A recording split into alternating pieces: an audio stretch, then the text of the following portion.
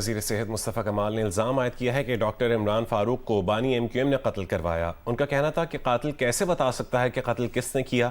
وہ تو 2 سال سے بات نہیں کر رہے تھے، ہم نے ابھی ٹریلر دکھایا ہے، چیلنج کرتے ہیں کہ آئے اور بات کرے۔ کراچی میں پارٹی رہنماؤں کے ساتھ پریس کانفرنس کرتے ہوئے مصطفیٰ کمال نے الزام عائد کیا ہے کہ عمران فاروق کو 17 ستمبر کو قتل کروا کر بانی ایم کیو ایم کو سالگرہ کا تحفہ دیا گیا۔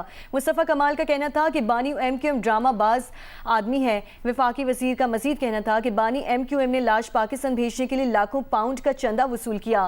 حالیہ دنوں میں ڈاکٹر عمران فاروق کی اہلیہ کا انتقال ہوا۔ نام نہاد بانی ایم کیو ایم نے اس لاش کو لے کر واویلا مچایا۔ انہوں نے کہا کہ جب عمران فاروق کو قتل کیا گیا تھا میں پارٹی کی جانب سے گیا تھا۔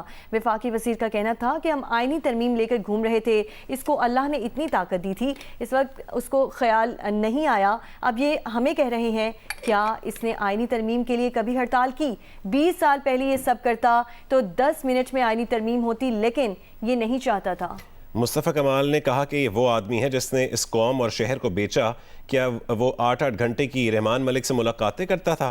اس وقت اس کو قوم کا خیال نہیں آیا؟ یہ آدمی اس وقت پیپلز پارٹی سے اس آئینی ترمیم کو منواتا، یہ کیسے نہیں مانتے؟ انہوں نے مزید کہا کہ بانی ایم کیو ایم کو اب چپ رہ کر خاموشی سے مر جانا چاہیے۔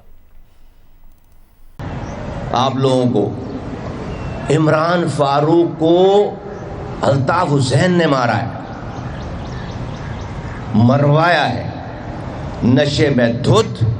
یہاں کسی کو فون کیا کہ تمہارے قائد کو پریشان کرتا ہے، انہوں نے پلان کر لیا اور پلان کر کے جا کر عمران فاروق کو مار دیا۔ ساری ڈیٹیل ہے ہمارے پاس۔ ہاں، اور کس دن مارا؟ جس دن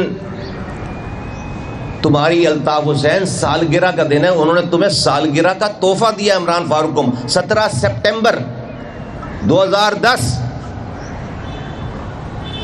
40 سال لگانے والے عمران فاروق، پورا آپریشن بھگتنے والے عمران فاروق کو اسی کے قائد